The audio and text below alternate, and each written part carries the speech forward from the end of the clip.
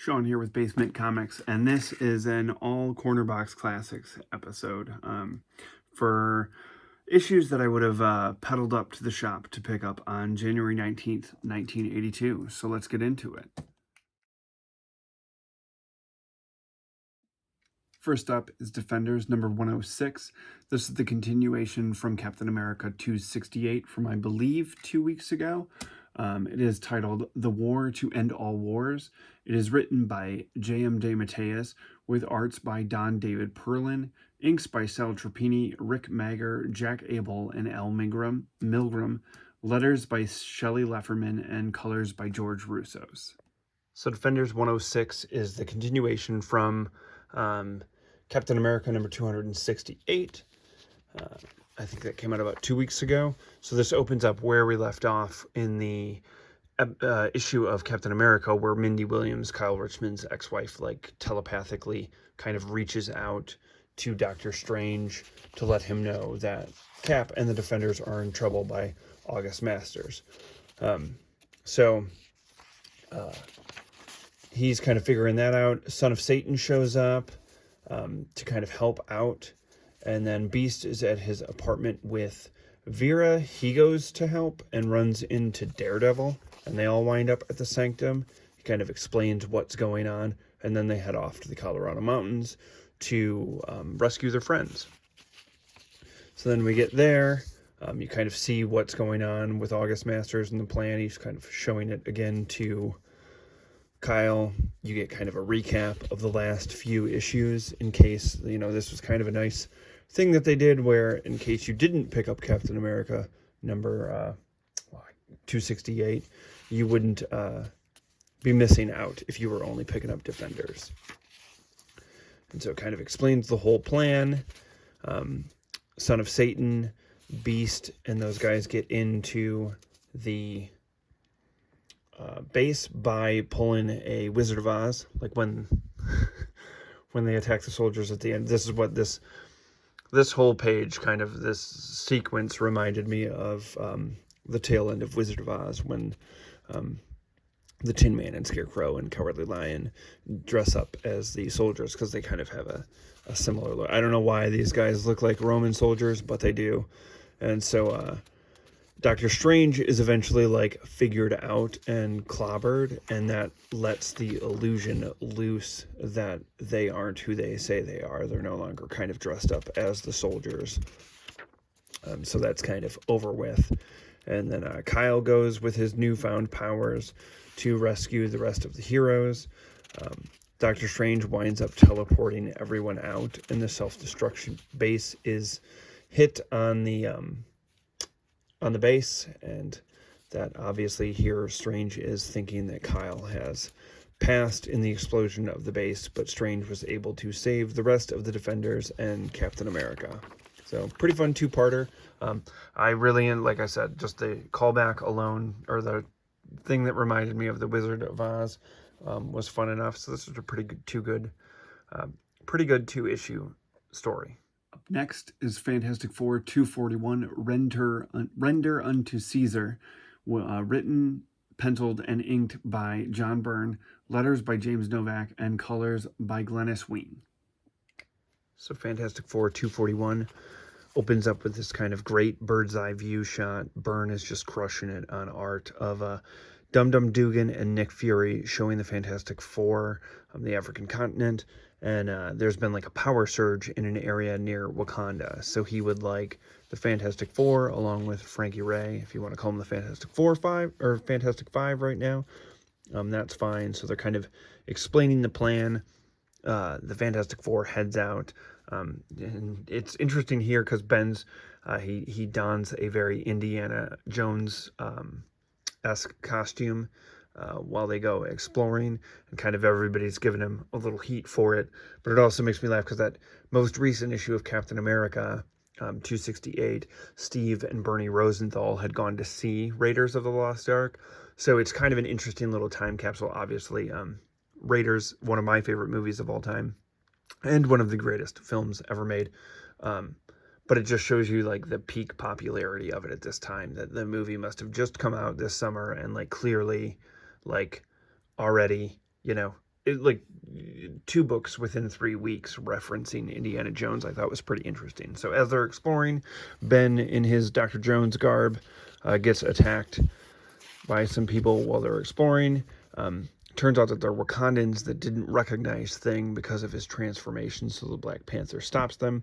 He explains that this power surge is coming from a place called the Tower of Mukumbe, and there were some Russian soldiers who had gone out there to like explore this, and they hadn't heard from them in weeks. And so they set off on an expedition that's going to take them a couple days.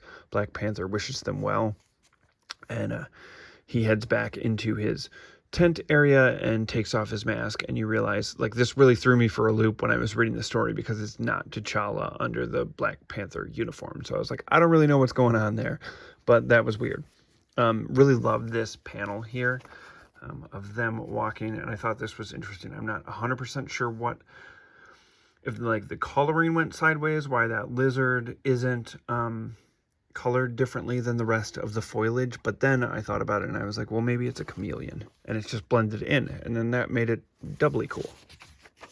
So they're obviously making their way to the Tower of Mukumbe, and they stumble across the Russian soldiers, and they've all like they're like bones, no skin, no nothing. So clearly been dead longer, or something like terrible happened to them. So then they get attacked by Roman soldiers, which for some odd reason just seems to be a theme. Reed quickly like tells the team, like, do not use your powers, like don't show our hand, and Sue quickly turns invisible in the hopes that they didn't see her. And so then another fantastic like page of them going up this like makeshift elevator thing, which just looks awesome as it's like cranking up all of these things, like a super slow ride as they get up there, and the team's kind of like formulating their plan.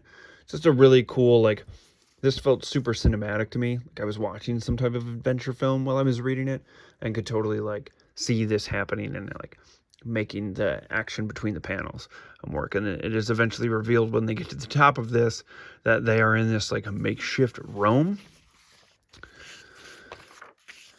And so there they meet the ruler, who's in this like kind of like a helmeted garb, so you can't see his face. He kind of like upsets Frankie, so she stupidly like flames on, and he quickly like tosses her aside and shuts down her power. So the rest of the Fantastic Four then, because Frankie kind of blew their cover, go for it, and he quickly like snaps out their powers, and Sue turns visible, so she's there. And he quickly, puts them in their cells. And then you realize that one of the, it cuts to like the Wakandans that have been captured with the Fantastic Four. And you realize that one of those Wakandans was actually T'Challa, who had like switched places with another guy so that he could go with his friends in disguise.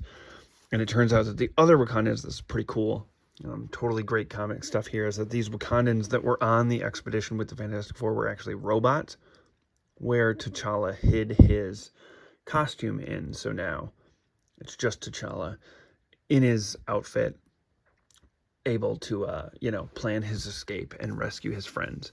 So Sue has been obviously sent to a room where everyone else is a cell, because obviously this leader of the tribe or whatever is enamored with Sue, as you would be. The rest of the Fantastic Four is chained up. So T'Challa goes in there, starts attacking people. And this fella kind of gives Sue the recap of, his name's Gaius, and he gives the recap of how he found this alien ship.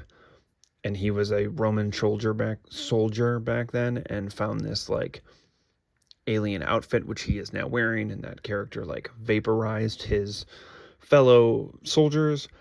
And so he quickly snuck up on the alien, killed it, and then donned the armor. And so he's making Johnny, a depowered Johnny and Ben, fight in like gladiatorial combat. And Sue sneaks up on him, rips off the helmet, and he flips out and basically like falls to his death.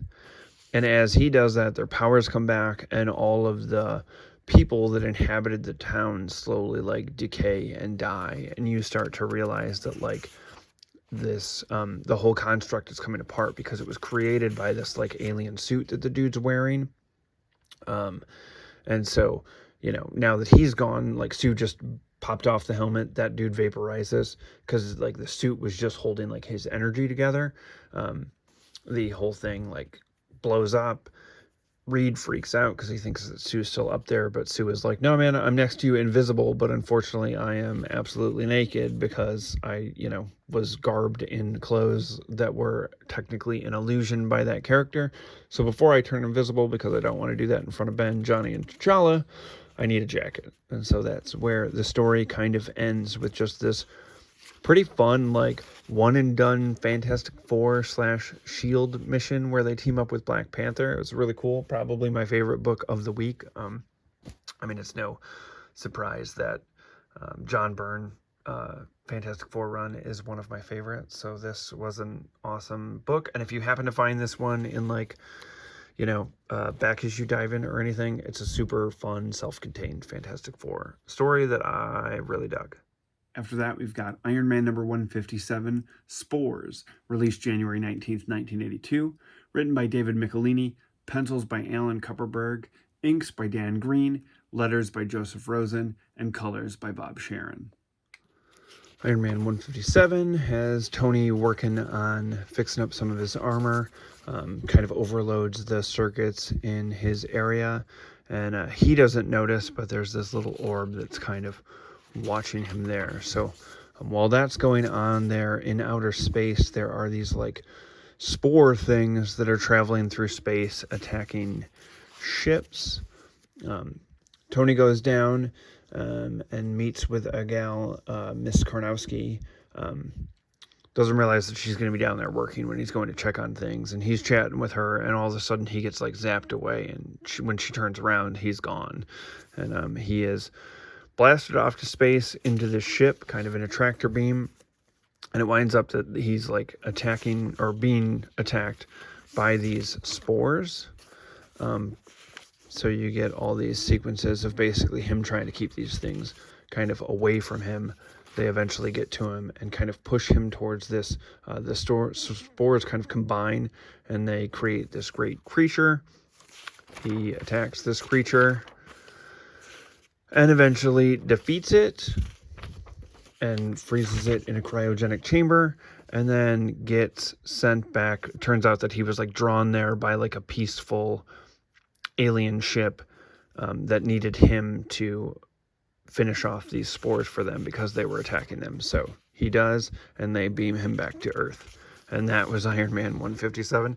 I don't know if this was like, sometimes they did these things where if people were running behind on scripts and they kind of threw these like, this doesn't necessarily fit in continuity, or it's not going to throw off any of the continuity. It's just, here's this kind of one and done story. So this had that kind of feel to me for it, where like maybe there was a deadline crunch and they needed a one-off, like already had it kind of done and in the can back burner story. It's kind of had that kind of vibe for me. Wasn't exactly like, didn't hate it, but this, you know, during the week was like, not my favorite issue of the week. Marvel Team Up number 116, Spider-Man and Valkyrie, Between Sword and Hammer, released January 1982, written by J.M. DeMatteis, pencils by Herb Trimpe, inks by Mike Esposito, letters by Diane Albers, and colors by Bob Sharon. Marvel Team Up 116 with Spider-Man teaming up with Valkyrie. So Valkyrie is like flying around on Aragorn. You know, that's a pretty great splash page there. And she noticed some kids walking down the street that get kind of attacked by some muggers. And so she takes after them not realizing that she's the Valkyrie. So she handles them pretty easily and sends the couple on their way. She's thinking about all of her friends and the Defenders. And then all of a sudden, like, she's got Dragonfang, her sword out, and the energy of Miru and Dahlia from the previous issue of Marvel Team Up wind up inhabiting her sword. And so this causes her to kind of get possessed by the two of them. And so Peter is at his apartment, like, lamenting his studies, and decides to clear his head by doing some web swinging. he stumbles upon Valkyrie, thinking that she's a friend. She suddenly attacks him. You can clearly tell that she is possessed. And she prepares to slaughter him with Dragon Fang. So he's like, I'm out of here. Like, I can't take on Valkyrie. I need some assistance. So he heads off. He realizes where he is, that he's pretty close proximity to the Sanctum Sanctorum. So he goes to get Doctor Strange's help, and he is met by Wong. And while this battle is going on between Spider-Man and Valkyrie, Dr. Donald Blake is watching TV, realizes that, like, hey, that's the gal that Spider-Man's attacking, that gal that Thor likes, grabs his cane, turns it into Mjolnir. I kind of love this ad that I keep seeing of Ben dressed up as Santa. It's a pretty great image. So Thor's off to join the battle, and assuming that Spider-Man is attacking Valkyrie, he immediately takes aim at Spider-Man. He's giving him the business, like, get off my lady, and Valkyrie then attacks him.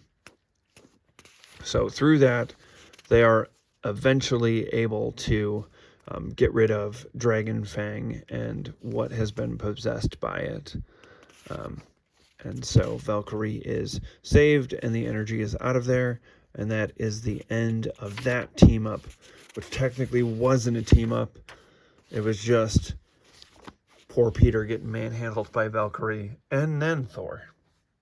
And finally, to round out the week of January 19th, 1982, we have Peter Parker, the Spectacular Spider-Man number 65, The Heart is a Lonely Hunter, written by Bill Mantlo, with pencils by Bob Hall, inks by Jim Mooney, letters by Jim Novak, and colors by Bob Sharon. Peter Parker, the Spectacular Spider-Man number 65, has our hero going up against Kraven the Hunter.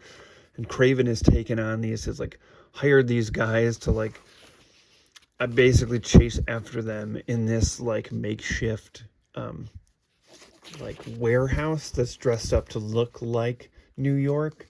And he's basically, these guys are like, whoa, we didn't sign up to get like our butts kicked by Kraven the Hunter. So they're desperately trying to escape. Calypso is there doing the drum beats, and basically this is just Kraven trying to like test his stuff before he's pissed that he's always being defeated by Spider-Man. So he's like, you know, I'm gonna test my stuff out, and then I'm gonna hit the road for him to show my love that like I can finally defeat Spider-Man. So then poor Spider-Man has to go see Dr. Sloan. He goes to see him, and Dr. Sloan is like basically like, hey man, your grades are slipping. Like, what is going on that's causing this? And, you know, Pete's like, I can't let him know that like I gotta work a job as a freelance photographer to pay for May's, you know, medical bills.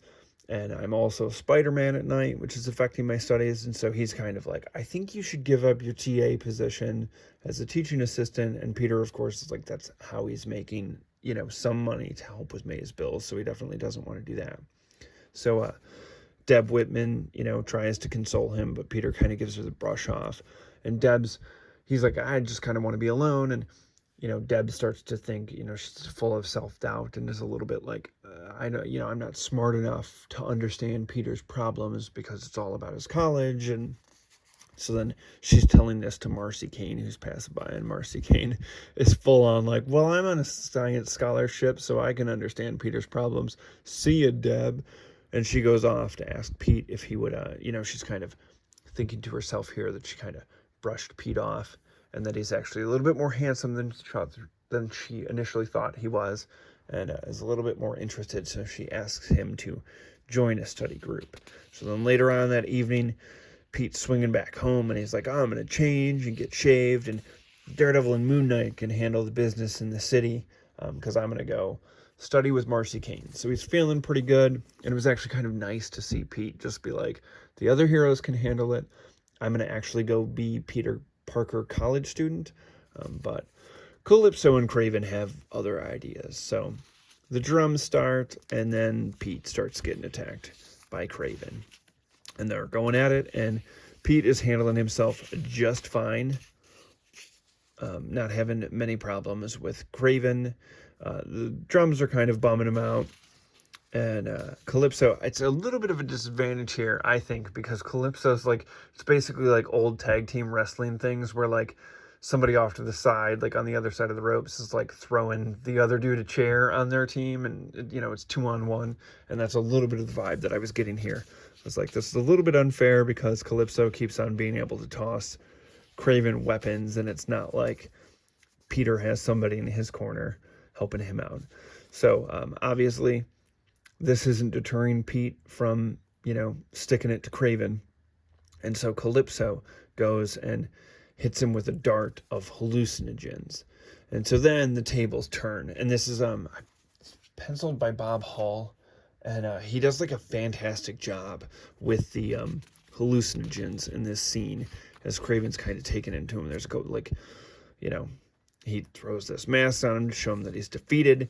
And then after he's defeated, Kraven notices the dart, and he absolutely like loses it on Calypso, and he's like, this isn't a proper like win against Spider-Man. Like, you assisted me, and that there's no honor in that, and he's pissed, which, you know, rightfully so, and good for Kraven.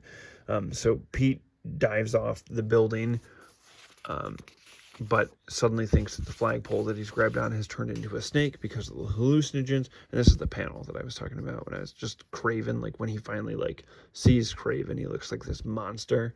But Pete's still kind of handling it. But then the light post and the cars all kind of turn into monsters as he's going through this. And the thing is like, Kraven's actually just trying to like stop him because he realizes like this dude's gonna get hit by a car. The cops have shown up, and so Calypso goes to grab a spear to finish Peter off, and Kraven jumps in and stops her. And so the cops are like, "Whoa, did you see that? Like, Kraven isn't like, he's not attacking Spider-Man. He's trying to help him." So he, from the ground, gives Calypso the business of like, there's no honor in that, and winds up getting arrested. And then Pete's like, I'm out of here. I got to go see Marcy. And he's a little bummed that he didn't get to shave, but at least he got a change. And then he's invited in to Marcy's house for them to study. And so that's where that issue ends. So that was a fun Peter Parker Spectacular Spider-Man issue. So that wraps up what I would have pedaled up to the shop to get if I had been biking in January 19th, 1982. Pretty solid week. FF is definitely by far my favorite of that week, and I would highly recommend, if you do not have that issue, searching it out and picking it up if you can find it on the cheap. And if you do have it, you should give it a read. It's a good story. So if you like what I'm doing here, please subscribe, comment, and like. And I will see you on Wednesday for our new comic book ride up to the shop. So thanks for taking this ride with us. Bye.